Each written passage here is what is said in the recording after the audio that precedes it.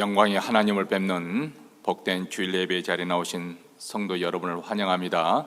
어느덧 2023년 이제 마지막 달 12월 첫 주가 되었습니다. 한 해 동안 수고했던 그 모든 것이 잘 결산이 이루어지고 또 잘 정리정돈이 되는 그런 시간이 되었으면 좋겠고, 또 하나님께서 또 마지막 부어주시는 은혜가 더욱더 충만하게 오늘 예배 가운데 임하기를 축원합니다. 몇 가지 교회 소식 행사 안내 말씀드리도록 하겠습니다. 주보에 적혀 있는 대로 2023년, 2024년 또 한 해 동안 예산 결산을 위한 재직회와 공동회가 17일 주일 2부 예배 후에 우리가 갖겠습니다. 우리가 별도로 공동회는 하지 않고 재직회 때 여러분들도 모든 세례받지 않은 분들도 또 함께 방청할 수 있겠습니다.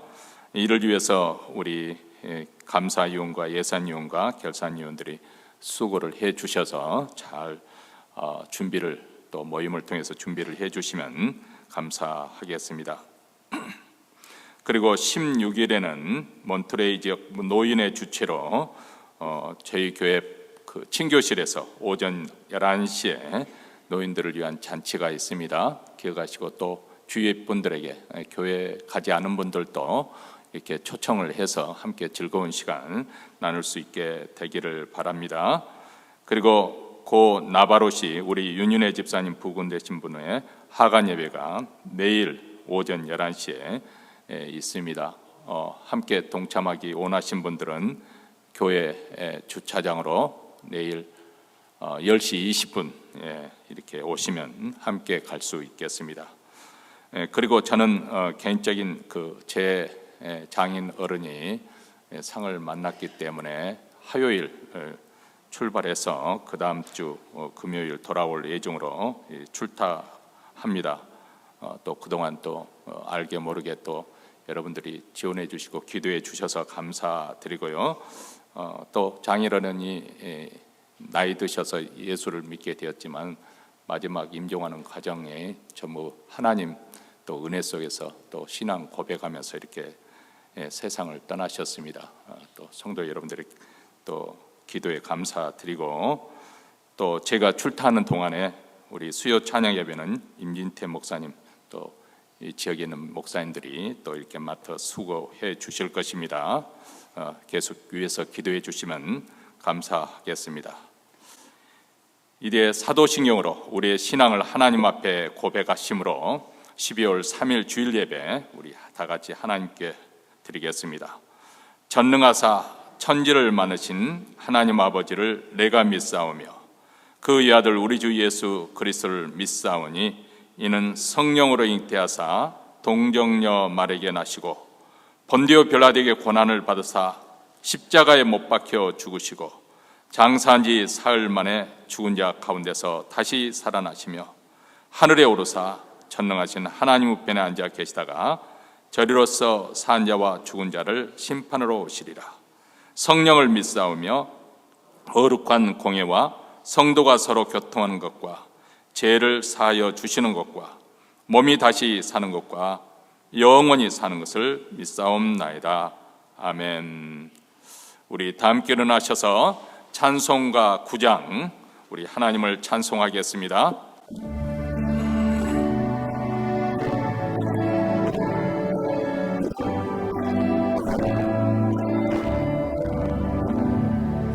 거룩 거룩 거룩 전능하신 주여, 이른 아침 우리 주를 찬송합니다. 거룩 거룩 거룩 자비하신 주여, 성삼위 일체 우리 주로다.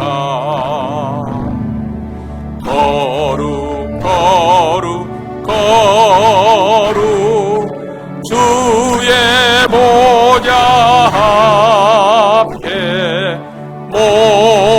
성도 멸류관을 벗어드리네. 전군 전사 모두 주께 굴복하니 영원히 위에 계신 주로다. 거룩 거룩 거룩 주의 빛난 영광, 모든 죄인 눈 어두워 보지 못하네. 거룩하신 이가 주님밖에 니뇨 온전히 전능하신 주로다.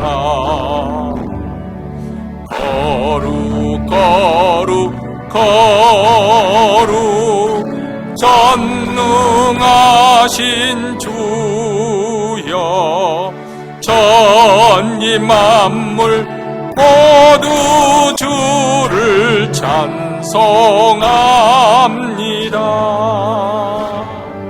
거룩 거룩 거룩 전능하신 주여, 성삼위일체 우리 주로다. 아멘.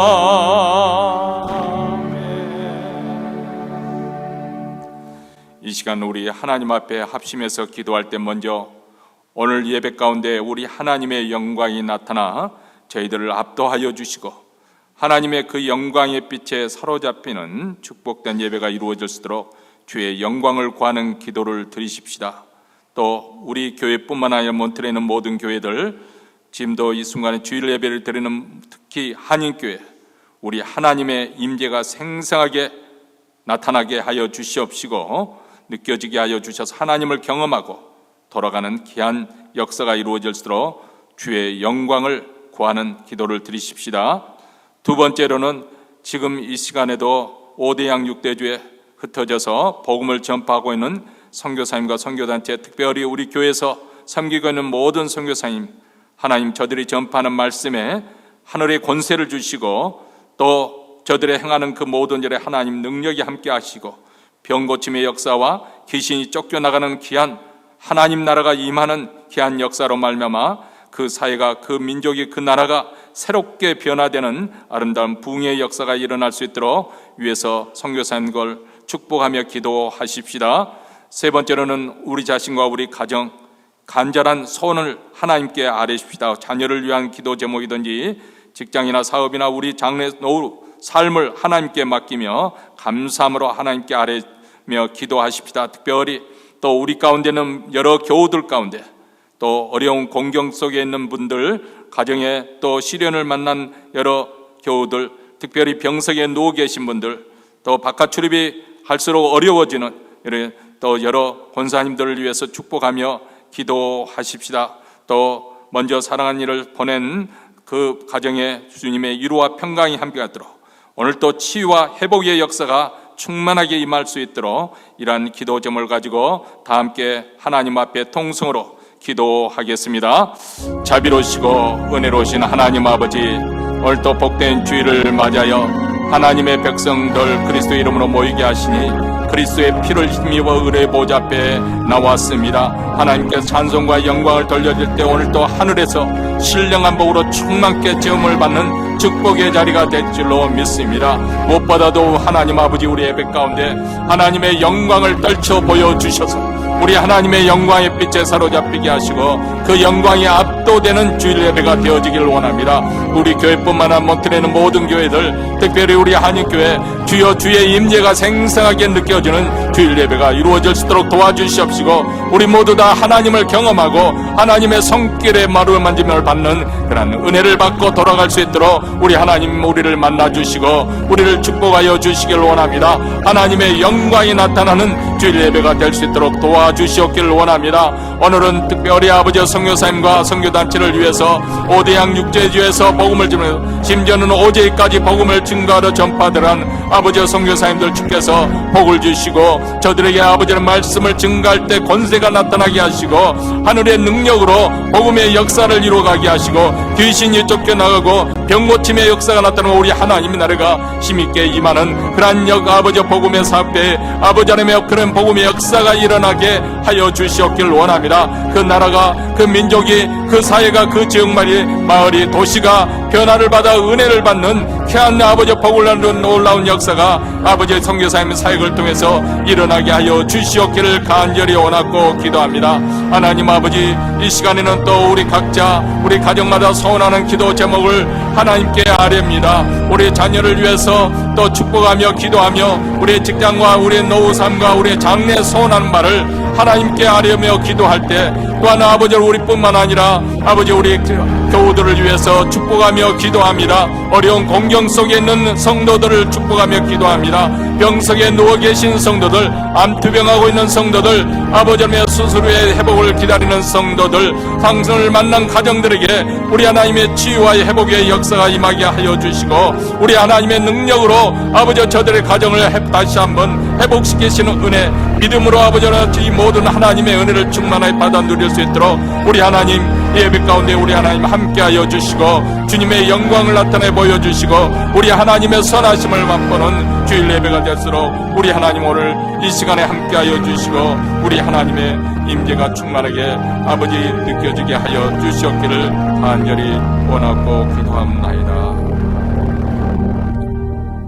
하늘에 계신 우리 아버지여, 이름이 거룩히 여김을 받으시오며 나라에 임하옵시며 뜻이 하늘에서 이룬 것 같이 땅에서도 이루어지이다.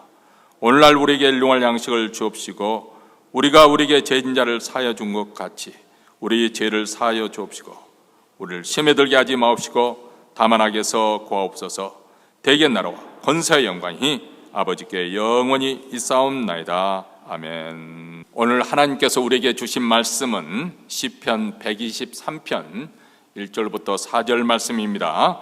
우리 다 같이 한 목소리 읽겠습니다. 하늘에 계신 주여, 내가 눈을 들어 주께 향하나이다.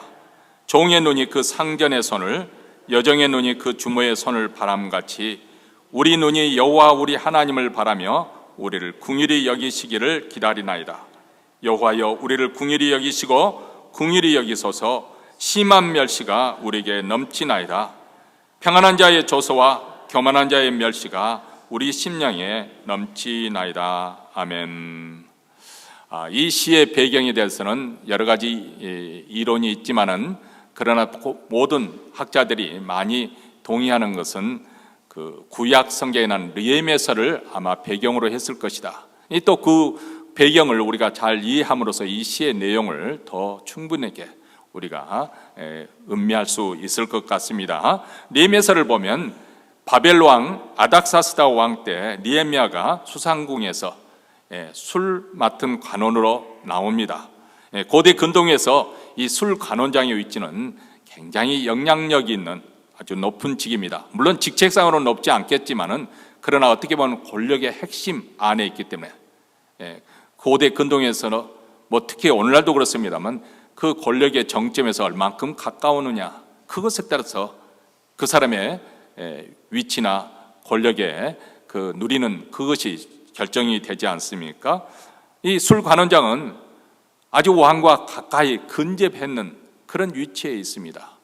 그 당시에서 왕이 두려워하는 것은 물론 뭐 외적이 침입해 오거나 반란이 일어난다거나 그런 경우도 있지만 그 궁 안에서도 혹시라도 누가 독을 상해서 자기를 독살하지 않을까 그런 염려가 있지 않습니까? 그렇기 때문에 술 맡은 관원장은 자기가 가장 믿고 신뢰하는 그런 신복 중에서도 신복이라고 할 수 있겠죠.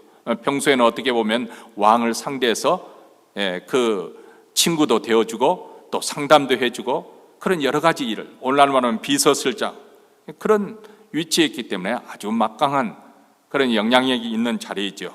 그런데 어느 날 이 느헤미야에게 고국으로부터 온 소식을 인편으로 들었습니다. 그것은 예루살렘 성이 해파당하고 성문이 불탔다는 소식이었습니다. 아마도 1차로 그 바벨론 폴에서 풀려났던 사람들이 고국에 돌아가서 예루살렘 성을 다시 재건하다가 이방인들, 주위에 있는 이방인들에게 공격을 받아서 성이 무너지고 성문이 불탔다는 그런 소식이었습니다. 이 소식을 들은 느헤미야는 너무나도 슬퍼서 수일 동안 슬피 울며 금식하며 하나님께 기도했습니다. 그리고 난 마음에 결심을 하고 아닥사스 왕의 허락을 얻어서 예루살렘 총독이 되어서 자신이 직접 그리로 가게 되었습니다. 총독으로 고국에 돌아온 느헤미야는 아주 지위가 높은 그런 귀족들이나 아니면 일반 백성들이나 할 것 없이 전부 제사장까지 전부 모았습니다. 그러면서 우리가 예루살렘 성을 다시 쌓아 다시는 수치를 받지 말자, 이렇게 그들에게 도전을 하죠. 이 모든 사람들이 느헤미야의 이 도전에 호응을 해서 한마음 한뜻을 이뤄서 성벽을 건축하기 시작합니다. 그때 호론 사람 산발락과 암몬 사람 도비야와 아라비아 사람 게셈, 이 사람들은 다 주변에 있는 민족들의 소위 말하는 부족장들인데 이 소식을 듣고 달려와서 느헤미야와 이스라엘 백성들이 성벽을 재건하는 일을 방해합니다. 그러면서 너희들이 이 성벽을 지으려는 것이 혹시라도 왕을 모반하고자 한 것이 아니야, 이렇게 모함하면서 저들을 위협합니다. 그래도 느헤미야와 백성들은 전혀 이에 동요하지 않고 한마음 한뜻 되어서 아주 일사불란하게 그 성벽 그것을 서로 분담해서 그렇게 쌓기를 계속했습니다. 이에 분노한 산발락과 도비야는 더욱 심하게 비방을 하고 조롱을 합니다. 산발락은 말하기를 이 미약한 유다 사람들이 하는 일이 무엇인가? 스스로 경고케 하려는가? 제사를 드렸는가? 하루에 필력하려는가? 소화된 돌을 흙무더기에서 다시 일으키려는가? 이렇게 비웃습니다. 또 함께 있었던 도비야 역시 저들의 건축하는 성벽은 여우가 올라가도 곧 무너지리라, 이렇게 말하면서 조롱합니다. 그들이 쌓아놓은 등선 얼마나 허술하든지 여우가 껑충 거기를 뛰어 올랐더라도 그 성벽이 와르르 무너질 것이다. 자, 오늘 본문 시편 123편은 이런 시대적인 배경 속에서 기록된 시입니다. 그래서 오늘 말씀 3절과 4절에 보면 거듭된 자주 나오는 단어가 있죠. 심한 멸시, 조소와 멸시, 이것이 넘쳤다, 흘러 넘쳤다. 이 넘치단 말은 만족하다, 포식하다, 이런 의미 단어입니다. 들소를 잡아먹은 후에 사자가 아주 만족스러워하면서 배가 부른 그 포식한 나머지 만족스러워하면서 드러누워있는 그런 상태. 지금 원수 대적들이 이스라엘을 놀리고 조롱하고 저주하고 방해하는 것을 즐기면서 이것을 스스로 아주 흡족하게 여기고 있는 그런 상황이라는 것입니다. 여러분, 지금 현재 우리가 살고 있는 이 세상은 아주 혼란스럽고 또 무질서한 것처럼 보입니다. 물론 지금만 그랬었겠습니까? 역사 이르러 항상 세상은 그래왔지만은 우리가 이 시대에 살기 때문에 유독 그것을 더 느끼고 있습니다. 아마도 매스미디어가 더 발전이 되어서 세계 곳곳에 있는 모든 소식을 듣고 있기 때문에 그렇겠죠. 세상 모든 나라들이 지금 현재 다 보면은 어느 나라 할 것 없이 갖기 어려운 상황에 빠진 것을 봅니다. 지금도 전쟁 중인 나라도 있고 심한 굶주림에 헐벗음에 있는 나라도 있고 경기 침체로 해서 많은 나라들이 어려움을 겪고 있습니다. 미국도 마찬가지죠. 지금 경기가 좋다고 하지만은 조만간에 경기가 침체가 될 것을 경제학자들이 계속해서 예고를 하고 있고, 그뿐만 아니고 미국 사회 자체가 지금 아주 혼란스러워지고 또 정치인들이 갈수록 이렇게 무능해져가는, 현안 문제를 제대로 해결하지 못하는 무능감을 드러내고 있고, 게다가 도덕적으로 영적인 그런 어떤 가치 기준이 무너지고 있는 그런 시대에 우리가 살고 있습니다. 우리가 뉴스를 통해서 대도시에 있는 백화점이나 상점에 때를 지어서 일단의 무리들이 그 물건을 훔쳐내는 것을 봤잖아요. 지금 그 일이 일어나도 거기 경비 서는 사람도 경찰도 잡지도 않아요. 지금 캘리포니아 법이 뭐 900 몇 달러까지는 감옥에 보내지도 않는다고 그 법이 있어서 잡아봐야 또 풀려날 건데, 이런 식입니다. 근데 뭐 그런 일이 일어난 것도 또 섬찟했는데, 얼마 전에 최근 근래에 일어났던 일인데요. 보니까 뉴스에 보니까 그 택배로 보내는, 택배로 운송하는 그런 UPS나 페덱스 그 운송 트럭을 약탈하는, 공공연한 장에 약탈하는 그 장면을 보고 도대체 미국이 어디로 가고 있지?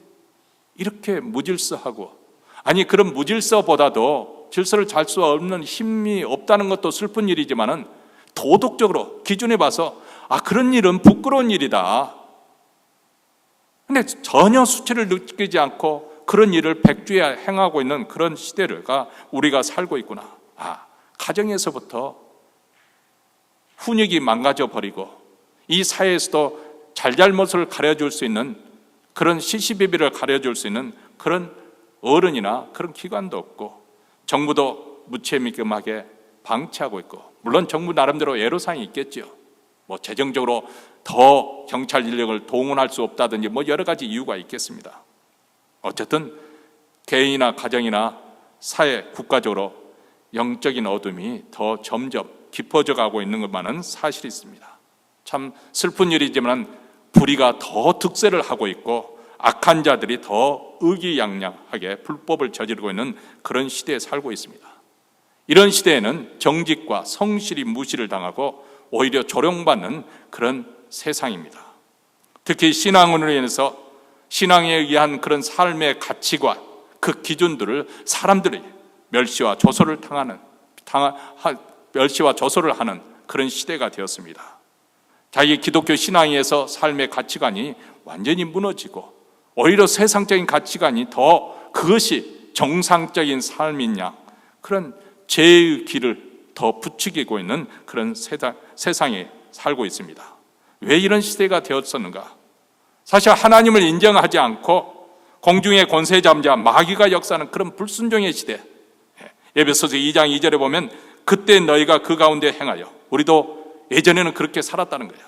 이 세상 풍속을 쫓고 공중의 권세 잡은 자를 따랐으니 곧 지금 불순종의 아들들 가운데 역사하는 영이다, 이렇게 말합니다. 그렇기 때문에 하나님의 아들이신 예수께서도 십자가에 달려 계실 때 사람들이 그 십자가 안에서 그것을 구경하면서 예수님을 조롱했습니다. 자, 마태복음 27장 39절부터 44절에 이렇게 증거합니다. 지나가는 자들은 자기 머리를 흔들며 예수를 모욕하여 이르되, 성전을 헐고 사흘에 짓는 자여, 내가 만일 하나님의 아들이었든 자기를 구원하고 십자가에서 내려오라 하며, 그와 같이 대제사장들도 서기관과 장로들과 함께 희롱하여 이르되, 그가 남은 구원하였으되 자기는 구원할 수 없도다. 그가 이스라엘의 왕이로다. 지금 십자가에서 내려올지어다. 그리하면 우리가 믿겠노라. 그가 하나님을 신뢰하니 하나님이 원하시면 이제 그를 구원하실지라. 그의 말이 나는 하나님의 아들이라 하였도다 하며 함께 십자가에 못 박힌 강도들도 이와 같이 욕하더라. 여기 보면 예수님의 십자가 그 주변에 많은 사람들이 있었는데 다들 비웃고 조롱했다는 거예요. 지금으로 표현하면 자기 일이나 잘하지, 소위 말하면 꼴값 들 때 알아봤다. 자기가 메시아라고 그렇게 이적도 기적도 많이 행하더니 왜 지금은 자기 자신을 구원하지 못하는가? 사실 예수님이 무슨 죄와 무슨 허물이 있습니까? 그분이 메시아로 이 땅에 오셔서 하나님의 아들로서 대접을 받으러 오신 것이 아니고 오히려 하나님 아들로서 자기 자신을 낮추고 섬기는 일을 하여 주셨습니다. 병을 고쳐주시고 귀신을 내쫓으시고 말씀과 능력으로 하나님 나라를 전파하셨습니다. 그런데 오히려 사람들이 그분을 미워하고 조롱합니다. 무능하게 잡혀서 십자가에 매달리는 그 죽는 모습을 보고 사람들이 멸시하였다. 자, 오늘 이 시대도 마찬가지입니다. 이 십자가의 복음을 전할 때 오늘 이 시대 사람들에게는 어리석다는 거예요. 아니, 십자가에 매달린 그분이 어떻게 하나님의 아들로서 우리를 구원할 수 있는 구원자가 되겠는가? 사람들이 십자가의 복음을 들 때 정말 무식하다, 그렇게 생각한다는 거예요. 유대인들에게는 스탬블링 블락, 그것이 그들에게 있어서는 거침돌이 된다는 거예요. 왜냐하면 나무에 매달려 죽은 자는 하나님께 저주를 받은 자인데 그분을 어떻게 우리가 메시아로 믿겠는가? 맞습니다. 예수님은 우리 저주를 대신 담당하기 위해 십자가에 죽으신 거죠. 근데 세상 사람들은 그런 예수 그리스도를 믿지 않는다는 것입니다. 그분은 우리 죄를 대신하기 위해서 십자가에 달려서 대속됨으로 대신 죽었는데 사람들은 그것을 보지 못합니다. 그분이 이렇게 멸시와 조롱거리 속에서 죽임을 당했음에도 사람들은 그것을 보지 못했던 것이죠. 자, 오늘날에도 믿는 자들 향한 비난하며 조롱할 때, 아니 마귀가 우리 믿는 자를 비방하며 참소할 때 과연 이런 시대에 우리가 할 수 있는 일이 무엇이겠는가? 오늘 본문에 나오는 시인처럼 우리도 하나님을 향하여 눈을 들고 하나님을 바라보며 기도하는 것입니다. 왜 우리가 하나님을 바라봐야 할까요? 하나님께서 지금 현재 당한 우리의 문제, 이 지독한 현실에서 우리를 건져 주실, 하나님만이 우리를 건져 주실 것이기 때문에 그렇습니다. 우리는 지난 기독교의 역사를 돌이켜보면 기독교에 대한 세상의 방해와 조롱과 그리고 핍박이 자주 행해졌다. 이것은 하등의 이상한 일이 아니다. 근데 사도 바울도 너희가 하나님 나라에 들어가면 많은 환난을 거칠 것이다. 아니 더 거슬러 가면 예수님께서 세상이 나를 미워한 것처럼 세상은 너희를 미워하게 될 것이다. 다시 말하면 세상은 예전에도 그랬고 지금도 그렇습니다만 항상 기독교에 대해서 호의적이지 않자 오히려 호전적이다. 그렇게 우리에게 성경은 말씀하고 있습니다. 자, 이런 상황 속에서 그리스도인들이 환난으로 인한 고통과 절망 속에서 어찌할 바를 모르면서 하나님께 호소합니다. 비로소 그들은 그럴 때 더욱 절실하게 우리가 가난한 심령이 돼서 하나님께 매달리게 되는 것이죠. 사실 우리도 신앙도 그렇지 않습니까? 평소에는 우리가 한눈 팔다가도 어떤 어려운 일이 겹치면 정신이 번쩍 들고 다시금 하나님 앞에 나와서 부르짖어 기도하지 않습니까? 사실 어떻게 보면 이런 환난과 핍박이 교회를 더욱더 연단하여서 천군 같은 믿음으로 나오게 하는 것이고, 또 이런 어려움 가운데서 우리의 연약함 속에서 하나님의 영광을 드러내게 되는 것이죠. 기독교 신앙의 신비는 여기 있습니다. 세상 사람들은 자기들이 심히 가진 힘을, 자기들이 가진 능력을 마음껏 자랑합니다. 그것을 내세웁니다. 내가 이렇게 잘난 사람이라는 것을 드러냅니다. 그러나 우리 기독교의 신앙은 연약함 속에서도 여전히 하나님을 신앙합니다. 굉장히 중요한 거예요. 여러분, 욥기서에도 보면 욥기서에서 우리에게 보여주는 여러 가지 이유가 있겠죠. 욥이 오래 참고 인내해서 결국은 복을 받았더라, 이렇게 설교가 쉽지만은 그것보다 더 근원적인 것이 있습니다. 욥이 그런 엄청난 재앙을 만나고 엄청난 비극적인 일을 겪었지만은 우리 하나님은 여전히 포기하지 않을 만큼 그만큼 소중한 분이시다, 가치 있는 분이시다, 다시 말하면 믿을 만한 분이시다는 것을 욥기서는 우리에게 말씀해 주고 있고, 이것을 증명하기 위해서 지난 과거에도 많은 순교자들이 있었던 거예요. 내 목숨을 포기하셔도 우리 주님 믿는 것은 그만한 가치가 있는 일이다. 여러분, 오늘 말씀 속에 1절에 한번 우리가 읽어보겠습니다. 이런 참담한 현실 속에서 그들은 무엇을 하였던가? 함께 읽습니다. 하늘에 계신 주여, 내가 눈을 들어 주께 향하나이다. 눈을 들어 주께 향합니다. 자, 여기 보면 하나님을 가리켜서 하늘에 계신 주라 이렇게 표현을 하고 있습니다. 이 말씀 속에는 하나님이 하늘에 계신 주, 곧 온 세상을 다스리시는 만유의 주가 되신다. 모든 역사를 주관하시고 결정하시고 또 인간의 행위를 심판하시는 주재자가 되신다. 물론 세상 사람들이 이것을 인정하지 않는 거죠. 그렇기 때문에 예수를 믿지 않는 것이죠. 그러나 그들 또한 조만간에 보게 될 것입니다. 오직 하나님만이 이 세상의 진정한 통치자이시고 장차 그 통치 아래 모든 피조물이 복종하게 될 날을 보게 될 것입니다. 그래서 대개의 경우에 제가 이건 성경에 나온 말은 아니지만 임종할 무렵에 아마 영안이 열리는 것 같아요. 어떤 사람에게는 그 사람이 죽기만을 기다리고 있는 그 마귀의 졸개들, 악한 영들이 대기를 하고 있기 때문에 죽는 것이 두려워서 벌벌 떨면서 죽기 싫어서 고통스럽게 그렇게 하면서 임종을 맞이하는 사람도 있고요. 어떤 사람에게는 천사들이 그 영광의 그 나라로 하나님의 그 빛나는 천국으로 인도하기 위해서 대기하고 있는 것을 보고 그 손을 들면서 찬양하면서 그렇게 평안한 모습으로 인정하는 그런 경우도 있습니다. 절든 인정하든 조만간에 그런 임종의 때 그들도 알게 될 것이고, 만약에 임종 전에 우리 주님이 다시 오시게 된다면 조만간에 하나님이 참된 통치자이심을 인정하게 될 것입니다. 그리고 모든 피조물들이 그분의 통치 아래 복종하게 될 것을 우리는 보게 될 것입니다. 자, 시인은 하나님을 이런 분으로 알고 믿었기 때문에 오늘 본문에서 보니까 내가 눈을 들어 주께 향하나이다, 이렇게 고백을 하고 있습니다. 우리가 바라보는 이 시선이란 게 굉장히, 무엇을 바라보고 있느냐, 굉장히 중요한 거예요. 우리가 세상을 향하고 바라보고 있는 것인가, 아니면 세상의 어떤 재미, 아니면 세상의 어떤 물질, 그런 것을 집중해서 바라보고 있는 것이, 아니면 하늘에 계신 하나님을 바라보고 있는 것인가, 중요한 것이죠. 제가 몽골에서 선교 사역을 하고 있는 어느 선교사님의 경험을 제가 경험담 이야기인데요, 그분이 평소에도 늘 꿈꾸던 게, 아니 적어도 몽골에서 산다면은 말을 타고 더 드넓은 평야를 달려보는 것, 그것이야말로 몽골에 사는 재미가 아니고 특권이 아니겠는가, 평소에도 그렇게 생각을 했다는 것이죠. 그리고 드디어 그분에게 그럴 기회가 왔습니다. 그래서 이제 그 초원을 향해서 네 다리를, 그 준비를 만반을 다치고 말에 올라타는데, 이 말이 으랴으랴 해도, 그 채찍을 대도 움직이지 않는 거예요.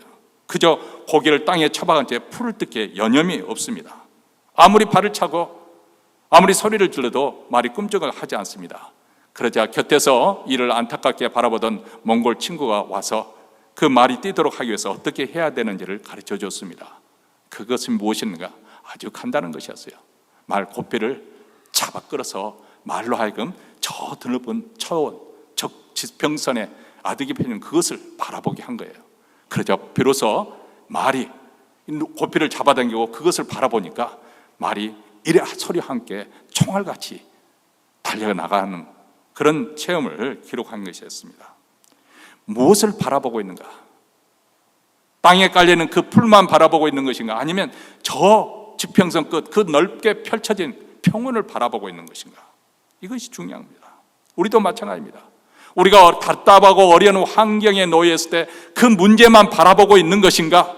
그래서 고민하고 있는 것인가? 시름에 빠져 있는 것인가? 아니면 그것을 해결할 수 없는 내 자신을 쳐다보면서 낭망하고 좌절하고 있는 것인가? 무엇을 바라보고 있습니까? 이렇게 문제에 에워싸인 것처럼 답답한 상황일 때 우리가 할 수 있는 것이 무엇일까? 시편 기자는 눈을 들어 주님을 향하라, 주님께 우리 눈을 향하라고 그렇게 말합니다. 주님만이 문제의 진정한 해결자가 되어주시기 때문에. 물론 이 세상에도 웬만한 문제는 해결해 줄 수 있는 그런 힘을 가진 사람 만날 수도 있는 것이고요, 그럴 만한 힘을 가진 것들이 이 세상에 존재합니다. 자본주의 세상에는 돈으로는 웬만한 거 다 해결하지 않습니까? 그렇죠? 돈이 되면 다 일을 하니까 해결해 줍니다. 그런데 진정한 우리 인생의 문제의 해결자는 이 세상의 그 어떤 것으로도, 어떤 능력으로도 힘으로도 되지 않습니다. 그래서 시편 기자 자유선 우리에게 이렇게 말합니다. 힘 있는 방백들이나 그런 인생들에게 의지하지 말라. 그들 또한 인생이기 때문에 당일에 그들의 숨이 끊어지면 그들도 흙으로 돌아갈 그럴 사람들이기 때문에, 그래서 우리에게 하나님만께만 소망을 두라고 말씀합니다. 지금 시인도 소망이 되신 그 하나님을 바라보고 있습니다. 그리고 그 하나님을 바라보면서 하소연합니다. 2절과 3절에 보면 3번이나 반복해서 긍휼히 여기라, 긍휼히 여기시고 긍휼히 여겨달라고 하소연을 합니다. 이 긍휼히 여기는 불쌍히 여기는 마음을 말하는 것이겠죠.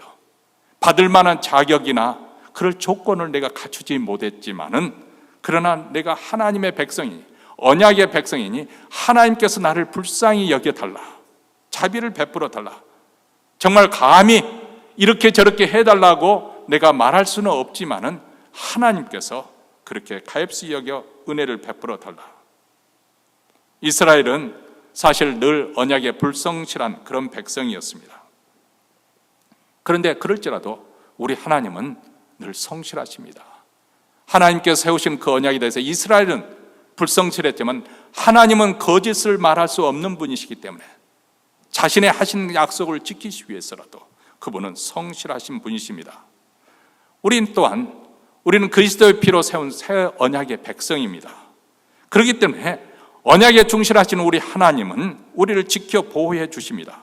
우리가 아무리 어렵고 힘든 상황이 있더라도 우리 느낌으로는, 우리 생각으로는 하나님이 나를 버리신 것 같고 하나님이 나로부터 멀리 계신 것 같이 보이지만 그러나 사실 하나님은 늘 성실히 우리를 지키시고 보호해 주십니다.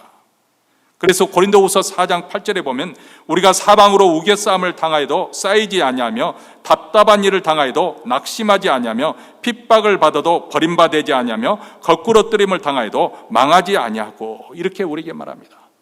다시 한번 우리는 다시 일어날 수 있어요. 지금 현재 여러분이 당면한 그 문제가 아무리 힘들고 고통스러운 일이라 할지라도, 아니 아무리 슬픈 일이라도 그 슬픔의 강을 헤어날 수 없는 그런 드넓은, 그렇게 넓은 그런 슬픔의 강이라 할지라도 우리는 거기에 빠지지 않을 것입니다. 우리는 헤어나올 것입니다. 다시 일어날 것입니다. 그런데 오늘 시인이 하나님을 바라보는 태도가 어떤 모습입니까? 2절에 보니까 종의 눈이 그 상전의 손을, 여정의 눈이 그 주모의 손을 바람같이 우리 눈이 여호와 우리 하나님을 바라며 우리를 궁일이 여기시기를 기다리나이다, 이렇게 말합니다. 자, 여기 보니까 남종이 주인의 손을 바라보고 여종이 그 안주인의 손을 바라보듯이 지금 내 심정은 오직 하나님만 바라보고 있습니다. 자, 여기 보면 우리가 한번 그림을 그려보시기 바랍니다. 자, 여기 식사 자리나 잔치장, 이 귀분들이 참석하는 그런 자리에 종들이 질비하게 대기하고 있습니다. 그것을 지금 보여주고 있는 거예요. 자, 고대 근동에서는 말보다도 손 동작으로 종들에게 지시를 자주 했다고 합니다. 왜냐하면 그 당시에는 삶의 방식이 지금처럼 복잡하잖아요. 지금은 좀 복잡합니다. 그리고 나이가 들면 사람이 실수를 해요. 여러분, 커뮤니케이션 잘못될 때가 참 많잖아요. 분명히 남편이 수건을 갖다 달라는데 부인이 양말을 갖다 줍니다. 그럼 왜 양말을 갖다 주냐? 나는 수건 달라고 하는데, 아니 당신이 수건 갖다. 둘 중에 어느 쪽이 잘못인지 모르지만은 여러분, 생각하고 말 그대로 하는 거, 나이 들면 그렇게 못해요. 분명히 이 생각을 하고 있는 말은 엉뚱한 말이 나올 경우가 있습니다. 또 분명히 나는 이렇게 들었다고 생각을 하고 있지만은 사실 내가 잘못 들을 수도 있어요. 그래서 그런 일이 일어나면 우리가 나이가 먹어서 그런가 보다, 그렇게 생각하고 넘어가야 됩니다. 요즘 시대는 하여간 의사 표현을 분명히 해야만이 그만큼 사회가 복잡해졌습니다. 요구사항도 많아졌어요. 근데 고대 근동에서는 그렇게 복잡한 그런 시대가 아니거든요. 그러니까 평소에 하던 손짓 하나, 몸짓 하나에도 지금 주인이 무엇을 하고 원하는지 금방 눈치챌 수 있는 그런 시대입니다. 특별히 종인들에게 지시할 때는 말보다도 몸짓이나 손짓으로 주인은 자기 의사 표현을 하는 경우가 많았습니다. 그렇기 때문에 종들이 1차적으로 해야 될 건 뭐겠어요? 주인의 의사 표현을 분명히 인식하고 있어야 되는 거죠. 그렇게 준비된 후에 이제 실전에 투입이 되는 것이죠. 그래서 종은 우선 주인과 그 주모가 잘 보이는 곳에서 그것을 이렇게 바라보면서 대기하고 서 있는 거예요. 그곳에서 종이 할 수 있는 것은 한 가지밖에 없어요. 주인의 손과 주모의 손을 바라보면서 기다리는 거죠. 그렇게 바라보다가 주인이 뭔가를 표현하려고 할 때 그것을 사리 깊게, 주의 깊게 바라보고 그 동작이 무엇을 뜻하는지 재빨리 알아채고 난 다음에 즉각 행동에 옮기는 것, 이것이 바로 그 당시 종의 모습이었습니다.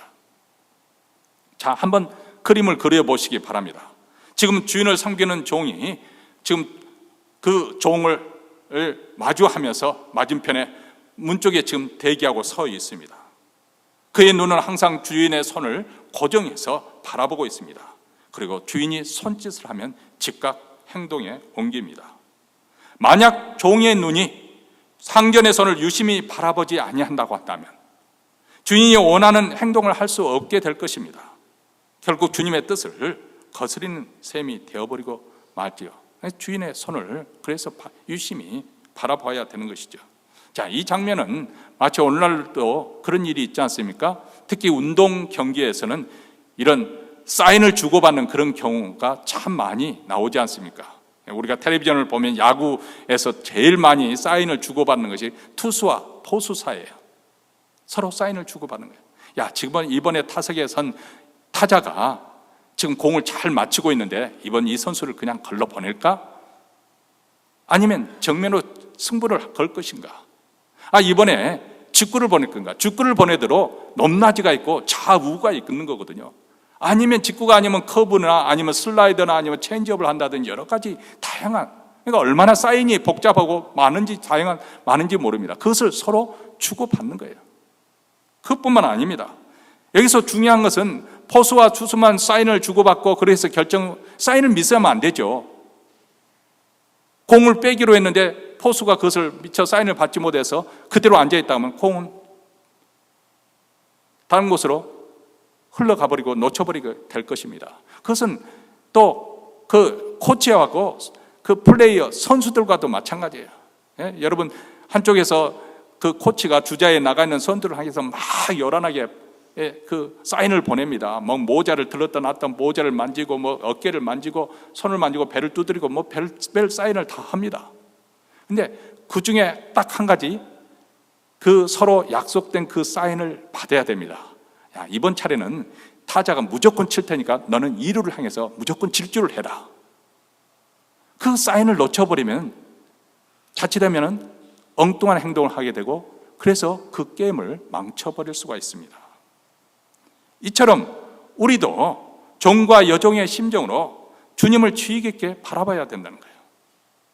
그렇지 않으면 주님이 보내는 사인을 놓쳐버릴 수가 있습니다. 아니, 어쩌면 우리는 많은 사인을 놓치고 살고 있는지도 모릅니다.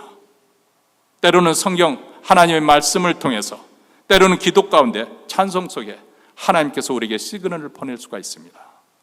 때로는 우리 일상생활 속에서도, 우리 직장에서나 가정생활에서도, 사람과의 관계 속에서도 하나님께서 우리에게 그런 사인을 보냈는데 우리가 집중해서 유의 깊게 살피지 않으면 놓칠 수가 있습니다. 문제는 그것을 우리가 보려고 종의 눈과 마음으로 바라보고 있느냐 하는 것입니다. 우리가 집중하고 있느냐, 이 집중하는 것. 여러분, 예수님께서 나사로, 죽었던 나사로가 다시 살아나는 그 집 가정에 방문했을 때 마르다가 예수님을 맞이하기 위해서 아주 부산하게 음식을 준비합니다. 갈비도 굽고 된장국도 끓이고 막 분주한데 손이 10개라도 부족한, 마음이 너무 급한 나머지, 왜냐하면 예수님과 그 일행들이 많으니까. 그런데 마리아는 주님 앞에 앉아서 주님의 말씀만 듣고 있으니까 화가 나는 거죠. 그래서 항의를 합니다. 저를 보내서 내가 바쁜데 일손을 돕지 않게 하십니까? 그렇게 항의를 하니까 마르다에게 예수님께서 내가 많은 일로 내가 염려를 하지만은, 여기서 영어 성경에 보면 distract라는 단어를 썼어요. 지금 주님께 집중해야 될, 이제 얼마 후면 예수님께 십자가에 달려 죽으실 텐데 주님께 집중해서 그분의 말씀을 귀담아 드려야 되는데, 그래서 마음에 새겨야 되는데 지금 내가 해야 될 일, 일 자체가 잘못됐다는 것이 아니라 그 일에 너무 부산한 나머지 내 마음이 집중하지 못하고 있다. 우리도 그렇게 살 수가 있어요. 그래서 예수님께서도 우리에게 말씀하시잖아요. 오늘 이 시대는 비주얼 시대입니다. 우리 눈을, 시선을 잡아가는 것들이 너무너무 많습니다. 스마트폰이나 아이패드나 또 TV나 컴퓨터, 이 영상으로 우리의 시선을 끌어갑니다. 그뿐만 아니죠. 우리가 나이가 돼가면서 우리를 마음을 집중하지 못하게 방해하는 요소들이 또 많이 있습니다. 그 어느 때보다도 많이 있습니다. 그래서 예수님께서 말세에 대해서 말씀하실 때 너희는 스스로 조심하라. 그렇지 않으면 방탕함과 술 취함과 생활의 염려로 마음이 둔하게 되고 그날에 뜻밖의 그날이 덕과 같이 너희에게 임하리라. 마음이 둔해진다. 물론 방탕하고 술 취하고 그렇게 사는 것은 그것은 별로 좋지 않은 삶의 스타일이고 또 그것은 신앙적으로도 하나님께 죄짓는 것이기는 하지만은, 그런데 우리가 조금 의아하게는 생활의 염려. 근데 생활의 염려를 안 하고 사는 사람이 있습니까? 특별히 오늘 이 시대에는 돈에 대한 걱정을 늘 하고 살고 있는 것이죠. 그렇지 않습니까? 노후 준비하더라도 돈이 준비가 돼 있어야 될 거 아니겠습니까? 근데 우리 주님께서 생활의 염려로, 우리가 빠지기 쉬운 함정, 다시 말해 일상생활에 너무 매몰된 나머지 그만 다시 오실 주님에 대한 초점을 놓쳐버린, 우리의 눈을 고정시키고 바라봐야 하는데 그것을 바라보지 못하고 그만 세상의 재미에 너무 팔린 나머지, 아니면 세상의 그 일상생활에 너무 염려, 걱정, 근심하다가 그만 주님을 초점에서 시야에서 놓쳐버리는 그런 일이 생기지 않도록 조심하라고 우리에게 말씀합니다. 여러분 한번 생각해 보세요. 다시 운동 게임으로 돌아가서 만약에 운동선수가 감독이 보내는 그 사인을 무시해버리거나 딴 정신에 팔려가지고 그것을 보지 못하고 게임을 망쳐버린다면 그 다음 게임에 과연 그 선수가 출전할 수 있을까요? 성도들도 오로지 하나님을 바라보고 하나님의 명령을 받을 준비를 하고 있어야 되는데, 다시 말하면 우리 눈을 우리 주님께 고정, 영어 성경에 보면 Fix your eyes on Jesus, 내 눈을 예수 그리스도께 고정시키라. 물론 우리가 하고 있는 일을 하지 말라는 것이 아니고 가만히 앉아서 주님만 바라보고 있다는 거 아니에요. 가정일도 하고 직장일도 하여 나가고 사회생활도 하지만은 항상 우리의 마음의 눈은 어디에 고정이 되어 있다고요? 우리 주님을 향해서 고정시키라는 거예요. 그래서 주님이 주시는 시그널, 그 사인을 놓치지 않아야 된다는 거예요. 여러분, 이 시의 배경이 되는 그 이스라엘의 그 당시 상황이 어떻습니까? 포로로 돌아왔다 해서 완전한 독립, 자유한 그런 국가를 세운 것이 아닙니다. 뿔뿔이 헤어졌던 그 이스라엘 백성 전체가 돌아온 것도 아니에요. 일부 사람들만 하나님의 감동에 따라서 돌아왔습니다. 아직도 거대한 힘을 가진 바벨론 제국은 너무나도 위협적이고, 그리고 주변에는 여러 부족들, 그 민족들 또한 사사건건 이스라엘을 방해하고 조롱하고 누명을 씌울 기회를 엿보는 결코 호의적이 아닌 호전적인 그런 상황입니다. 자, 이렇게 삶의 한복판이 아주 치열하고 각박한 그런 삶의 한복판에서 과연 이스라엘이 살 길은 무엇일까요? 그것은 당연히 온 세상 만왕의 왕이시고 온 세상의 주가 되시는, 다시 말하면 자기 팀의 감독이 되시는, 코치가 되시는 우리 주님께 바라보고 도움을 요청하는 것이죠. 하나님으로부터 오는 필승, 승리의 그 사인이 올 때까지. 자, 그런 뜻에서 시인은 그 상전의 손을 뚫어져라 바라보고 있는 종처럼 그 주모의 손을 바라보는 여종같이 주님의 사인을, 시그널을 바라보고 있는 것이, 기다리고 있는 것입니다. 왜냐하면 오직 우리 하나님만이 피할 바위가 되시고 도움이 되시고 진정한 구원자이시기 때문에 그렇습니다. 그래서 2절 후반에도 우리를 긍휼히 여기시기를, 긍휼히 여기시고 긍휼히 여겨주시다라고 그렇게 고백합니다. 이 말은, 긍휼히 여기시기를 기다리나, 이 말은 성도가 하나님을 바라보되 끝까지 바라본다는 거예요. 현 상황이 종료될 때까지, 우리 하나님이 이 일을, 역사를 시작하실 때까지, 답을 주실 때까지, 승리가 확정될 때까지 기다린다는 것입니다. 여러분, 사실 신앙생활이라는 것은 이렇게 바라본다는 것과 또 다른 의미에서는 기다린다는 것, 바라보면서 기다리는 게 굉장히 중요합니다. 우리 인생도 그러잖아요. 어렸을 때는 어서속히 초등학교 들어가기를 기다리고, 또 이제는 자라서는 또 고등학생이 되면 어서 졸업해서 대학교 가서 자유분방하게 한번 멋지게 놀볼 그날을 기다리는 거죠. 그래서 열심히 입시 공부를 하고, 또 이제 대학을 마친 청년이 된 사람은 이제 좋은 직장에 취직해서 또 그 가운데서 아름다운 여성을 만나서 또 행복한 결혼 생활을 꿈꾸면서 기다리는 거예요. 이게 우리 인생이잖아요. 우리 신앙생활에도 우리는 여전히 기다리는 거예요. 우리 주님이 다시 오실 날을 기다리는 게 우리 신앙생활의 가장 중요한 핵심 중에 핵심입니다. 근데 그 기다림을 우리가 놓친다면 어떤 일이 벌어지게 될까요? 자, 이런 일화가 있습니다. 어느 날 어느 극장 지배인에게 전화가 걸려왔어요. 그분이 말하기를, 그 여성이 말하기를, 제가 어젯밤 공연에 보러 관람하러 갔는데 그만 제가 제 다이아몬드 목걸이를 잃어버리고 말았어요. 혹시라도 그것을 찾을 수 있나요? 이렇게 말하니까 지배인이 잠깐 기다리라 하고는 직원에게 즉시 연락을 해서 혹시 다이아몬드 목걸이를 찾은 것이 있는지 물어봤습니다. 자, 그러니까 보고도 오기를, 어젯밤 청소하다가 그 다이아몬드 목걸이를 발견해서 우리가 보관하고 있습니다. 그래서 소화기를 들고 딱 전화해 보니까 이미 전화가 끊겨져 있는 거예요. 그리고는 그 후로 그 여인은 다시는 전화가 없었어요.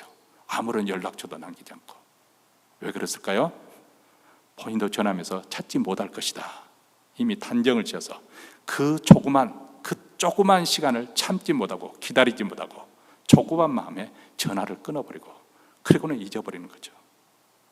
믿음이 없으면 주님을 바라볼 수도 기다릴 수도 없습니다. 불안하고 초조하고 그리고 조급하게 서둘다가 일을 망치는 것이 우리 인생 아닙니까? 그런데 다윗은 이렇게 고백을 합니다. 내가 여호와를 기다리고 기다렸더니 귀를 기울이사 나의 부르짖음을 들으셨도다. 나를 기가 막힐 웅덩이와 수렁에서 끌어올리시고 내 발을 반석 위에 두사 내 걸음을 경고케 하셨도다. 하나님의 은혜 속에서 성장하고 성숙해 가는 사람들은 하나님의 때를 포기하지 않고 기다리는 법을 배우는 사람들입니다.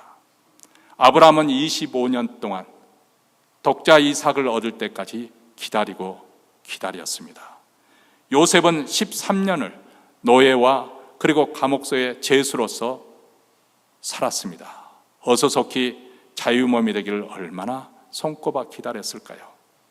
모세는 40년 동안 광야에서 양을 치는 목자로서 하나님의 부르심을 기다렸습니다.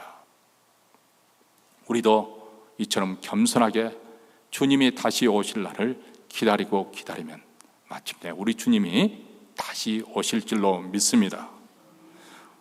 2023년 마지막 달을 맞이해서 올 한 해를 돌이켜보면 우리 주위에 개인적인 문제와 가정적인 문제로 힘들어하는 분들이 참 많았습니다. 그리고 지금 현재도 외로운 분들도 계시고 질병으로 앓아 누워보신 분도 계시고 사고와 재앙으로 고통스러워하는 분도 계십니다. 자, 이런 상황에서 우리가 할 수 있는 것이 무엇일까요? 아니, 우리 자신의 신앙이 무시를 당하고 조롱을 받을 때, 올 한 해를 보내는 가운데 아무것도 이루어진 것도 없고 우리가 성취한 것도 없고 거둘만한 것도 없는 이런 참담한 심정이 될 때, 심지어는 가족으로부터 친구로부터 너 예수 믿느냐고 그렇게 요란벅적하더니 도대체 뭐가 달라졌지? 이런 식으로 조롱을 해올 때 우리가 할 수 있는 것이 무엇일까요?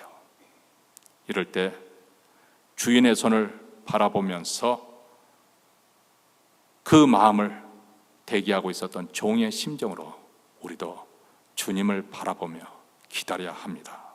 우리 눈을 그분께 고정시키며 바라보는 것입니다. 그분이 응답하실 때까지. 우리 모두 다 이런 신앙으로 남은 시간 하나님께 영광 돌리기를 주의 이름으로 축원합니다. 기도하겠습니다.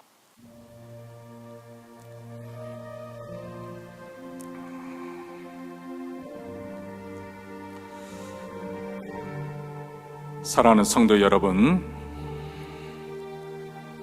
올 한 해를 보내면서 아무것도 거둬들인 것 없이 우리 몸이 병들고 늙어가는 것으로 인해서 또 앞일에 어떤 일이 일어날지 불안하고 초조한 가운데 어느덧 12월 맞이했습니다.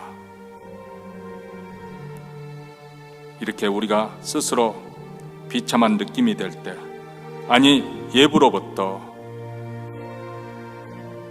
조롱과 멸시를 당할 때 우리는 과연 어떻게 해야 하겠습니까? 무엇을 할 수 있는 것일까요?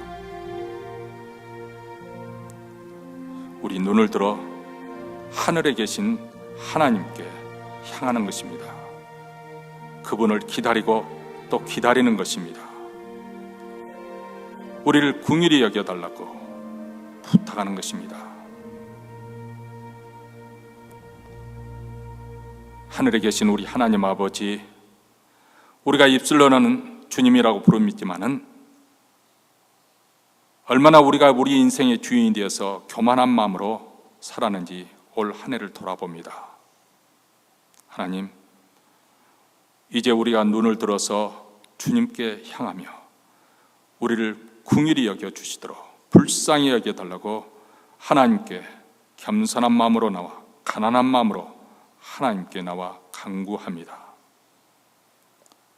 오직 주께만 눈을 들어 시선을 맞추고 마음과 정성을 다해서 하나님의 향하는 우리의 심정, 하나님 말씀에 순종하고자 하는 우리의 마음의 자세를 갖출 수 있도록 주께서 도와주시옵기를 간절히 원합니다.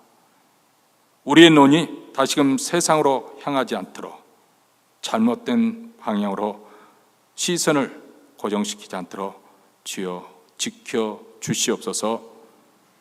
이제 예배 순서대로 준비한 예물을 하나님 나라에 바쳐 드립니다. 우리 주 예수 그리스도의 천국의 복음이 땅끝까지, 특별히 우리 북한 동포에까지 전파되게 하여 주시고, 그리고 주의 교회를 더욱더 말씀과 기도로 흥왕하여 주셔서 주께서 주신 사명을 끝까지 잘 감당케 하시며, 오늘도 예배에 참여한 모든 성도들이 가난한 마음으로 하나님께 부르짖어 기도하는 그 모든 기도를 우리 하나님 들으시고, 이 땅에서도 우리 하나님의 살아계신 것과 자비로우신 것과 의로우신 것을 증거하며 하나님께 영광 돌리는 삶이 되게 하시고, 자자손손 예수 그리스도를 잘 믿는 가정이 되게 하여 주시옵소서. 우리 구주 예수 그리스도 이름으로 기도합나이다. 아멘. 우리 다 함께 일어나셔서 찬송가 394장 결단한 마음으로 부르시겠습니다.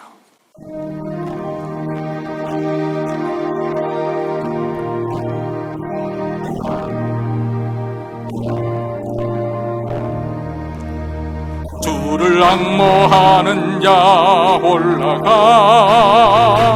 올라가 독수리같이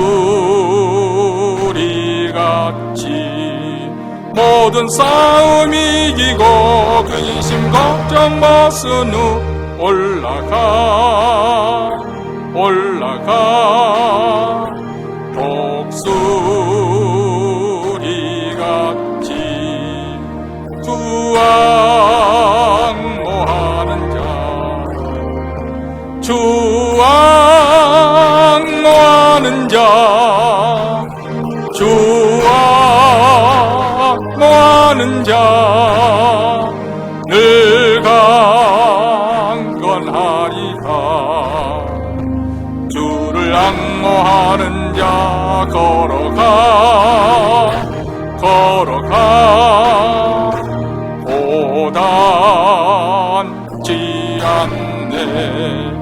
길을 잃은 양떼를 두루 찾아다니며 걸어가 걸어가 고단지 않네. 주앙모하는 자 주앙모하는 자 주앙모하는 자 늘 강건하리라. 주를 앙모하는 자 달려가 달려가 이곤지 않네.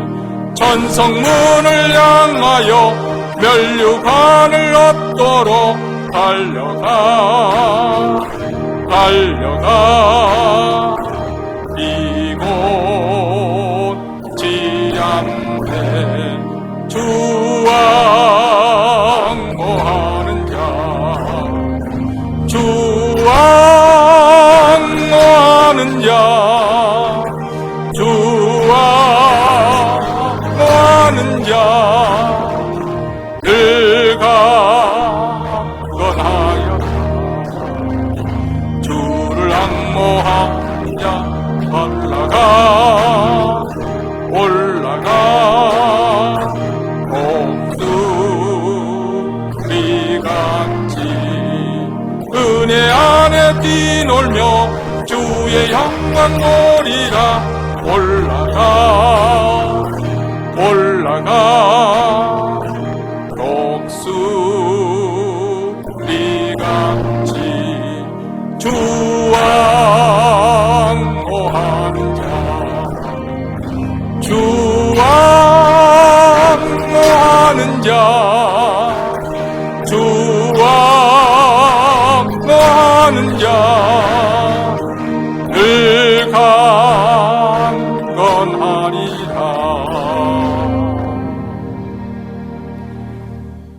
이제는 우리 구주 예수 그리스도의 은혜와 하나님 아버지의 무한하신 사랑과 성령의 교통하심이 우리의 눈을 주께 고정하며 오직 주만 바라보며 믿음으로 끝까지 기다리기로 다짐하며 이 자리를 떠나는 사랑하는 주의 백성들, 그 가정과 기업과 교회 위에 영원토록 함께 있을지어다. 아멘.